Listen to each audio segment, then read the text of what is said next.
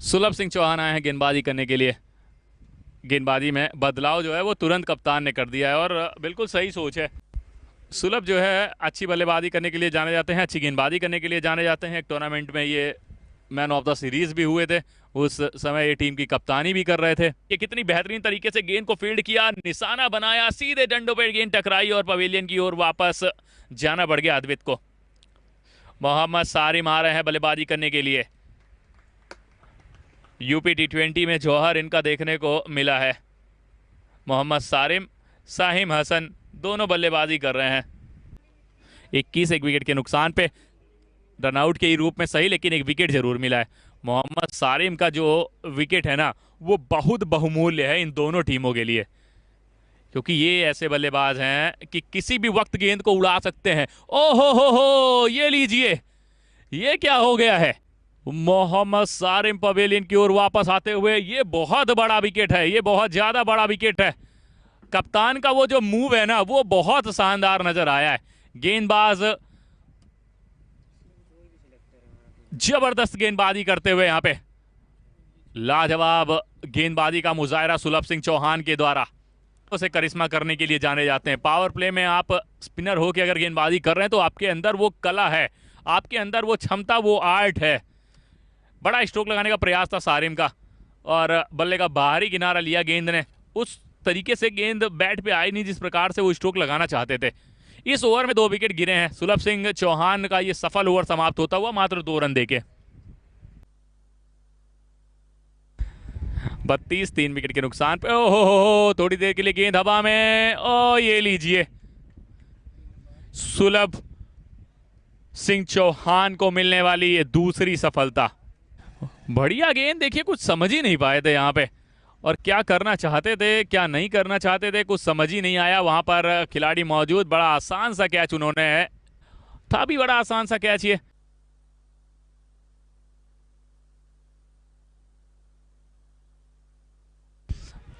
ओहो, जबरदस्त गेंद, जबरदस्त गेंद, कुछ खास समझ ही नहीं पाए। और देखिए कैसे एक बार फिर से बल्लेबाज को पवेलियन की राह दिखा दी गई है। सुलभ सिंह चौहान जादूगर की तरीके से गेंदबाजी कर रहे हैं। देखिए कुछ समझ ही नहीं पा रहे हैं बल्लेबाज, जब तक वो गेंद को खेलने जा रहे हैं तब तक बीट हो जा रहे हैं। और उधर सुलभ का देख लीजिए विश्लेषण, 4 रन देकर 3 विकेट चटका दिए 1.4 ओवर की गेंदबाजी में, और वो जो एक रन आउट हुआ था ना वो भी इन्हीं की गेंद पे हुआ था। बढ़िया पोजीशन में नजर आ रही है इस समय द क्रिएटर्स क्रिकेट क्लब। ओहो, फिर से एक बार बढ़िया गेंद।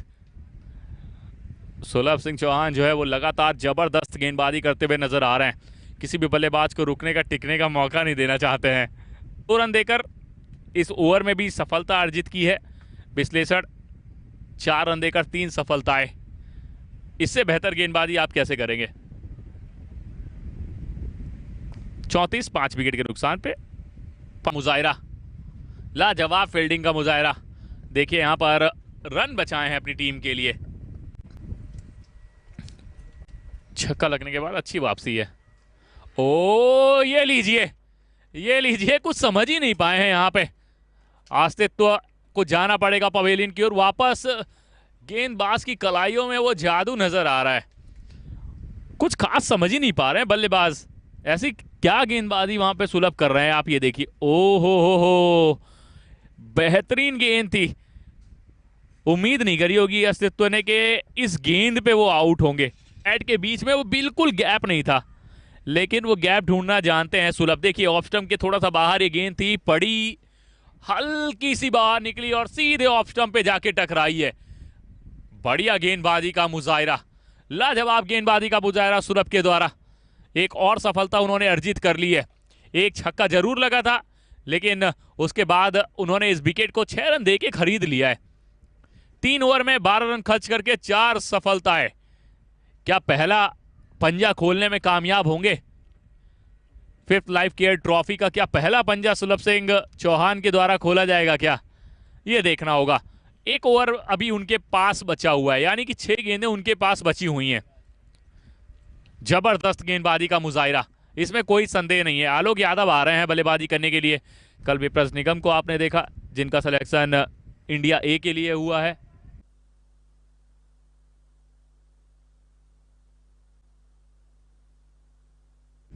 अपने कोटे का अंतिम ओवर डालने के लिए गेंदबाजी कर रहे हैं। 13 डॉट बॉलें इन्होंने करी है, 12 रन खर्च करे हैं और 4 सफलताएं अर्जित करनी है 19 गेंदों में।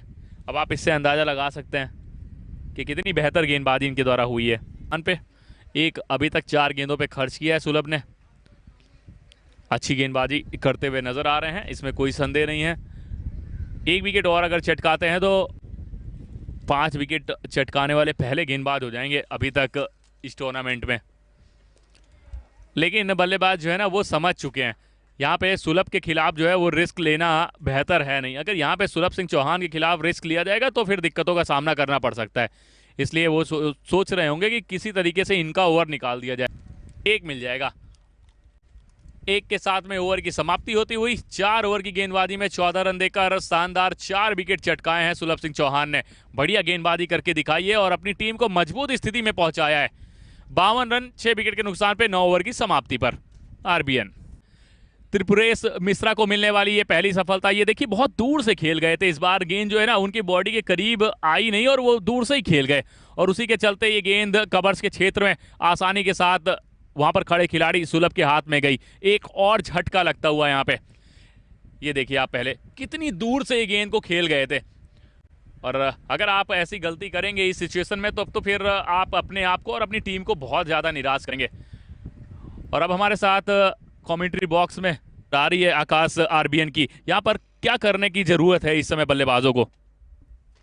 शुक्रिया अनुज, बहुत ही शानदार बॉलिंग क्रिएटर्स ने करके दिखाई है और जो एबिलिटी है उनकी उसको बैक करते हुए अपने बॉलर्स को यूज़ करते हुए। और आरबीएन एक बार फिर से मुश्किल क्या इस मैच में बहुत ही पीछे मुझे नज़र आ रही है।